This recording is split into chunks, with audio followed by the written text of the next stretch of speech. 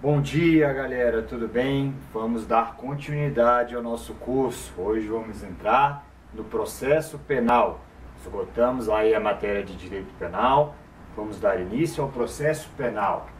Primeira disciplina lá do edital, pessoal, disposições constitucionais aplicáveis ao direito processual penal.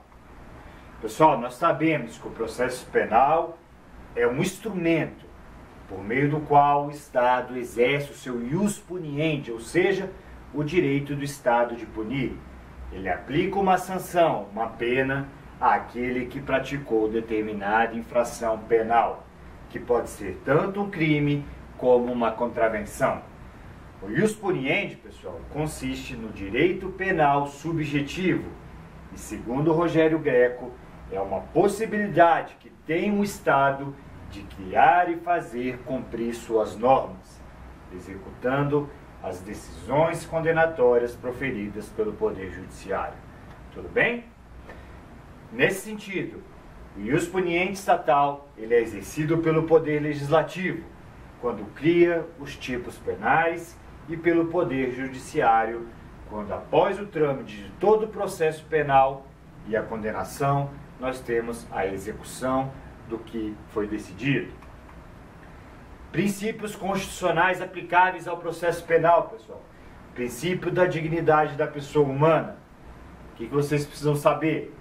A prática da infração penal não retira do agente, no caso do suspeito, do investigado, do acusado, a sua condição de pessoa humana, devendo ser aplicada a lei em busca da pacificação social, mas sem coisificar, por exemplo, tratar o indivíduo como objeto, pessoal, um infrator, tudo bem? Feitas as considerações sobre o princípio da dignidade da pessoa humana, podemos avançar em nosso estudo, tendo como parâmetro para a compreensão adequada o direito processual penal. Dignidade da pessoa humana. Não podemos coisificar o infrator como objeto, ele ainda possui dignidade. Tudo bem? Princípio do devido processo legal, due process of law. Esse princípio do devido processo legal consiste em uma garantia ao cidadão, estando expressamente previsto no artigo 5º da Constituição Federal, onde diz: ninguém será privado da sua liberdade ou de seus bens sem o devido processo legal. Esse princípio, pessoal, do devido processo legal consiste na garantia de um processo com todas as etapas previstas na lei, sendo que dotado de todas as garantias constitucionais. Obsta, assim, o arbítrio estatal, a condução de processos secretos sem forma definitiva, no qual o cidadão não tem de seus direitos resguardados, pessoal, os seus direitos e suas garantias, tudo bem? Princípio do devido processo legal. Que mais nós podemos falar sobre esse princípio? Impõe-se consignar que o prévio conhecimento acerca das etapas que serão seguidas, o réu tem esse direito de saber das etapas na persecução penal, não significa que o descumprimento de determinada formalidade por si só acarreta alguma nulidade de algum ato ou de todo o processo. Por ser o processo um instrumento, isso que eu preciso que vocês saibam, o processo penal é um instrumento para se chegar a uma condenação. Eventuais nulidades só serão reconhecidas, pessoal, se acarretarem prejuízo para o acusado. Se não acarretar prejuízo para o acusado, não teremos as nulidades reconhecidas. Tudo bem?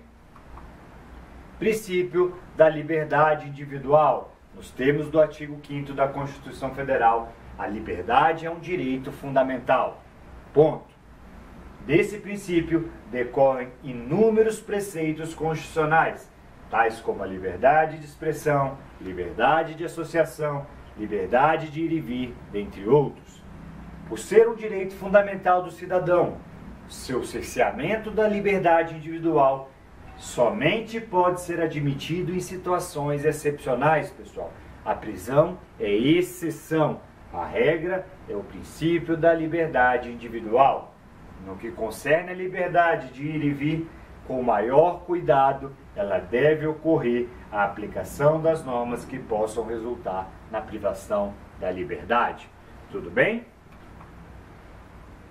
Constituição Federal. A prisão de qualquer pessoa e o local onde quer que se encontre deverão ser comunicados imediatamente, pessoal, ao juiz competente e à família do preso ou à pessoa por quem ele indicou. Esses detalhes aqui são fundamentais. A prisão ilegal será imediatamente relaxada. Se a prisão é ilegal, ela vai ser relaxada pela autoridade judiciária. O preso tem direito à identificação dos responsáveis por sua prisão ou por seu interrogatório policial. Princípio do contraditório. Esse princípio está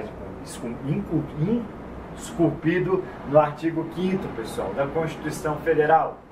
Veja, aos litigantes em processo judicial ou administrativo e aos acusados em geral são assegurados o contraditório e a ampla defesa, pessoal, com os meios e os recursos a eles inerentes. Tudo bem? É uma garantia do contraditório aí aos litigantes. Tudo bem? Princípio da ampla defesa, coligado com o contraditório. Tal como o princípio do contraditório, o princípio da ampla defesa também está no artigo 5º da Constituição Federal, que diz a ampla defesa aos litigantes, mais uma vez, em processo judicial ou administrativo e aos acusados em geral, são assegurados o contraditório e a ampla defesa com os meios e os recursos a eles inerentes. O princípio da ampla defesa significa que o Estado ele tem que proporcionar a todos os acusados a mais completa defesa, seja ela pessoal, seja ela técnica por meio dos advogados ou nos termos do artigo 5º, bem como prestar assistência jurídica integral e gratuita aos necessitados, conforme dispõe o artigo 5º da Constituição Federal. Princípio da igualdade, ou chamado também de paridade das armas, está lá também no artigo 5º.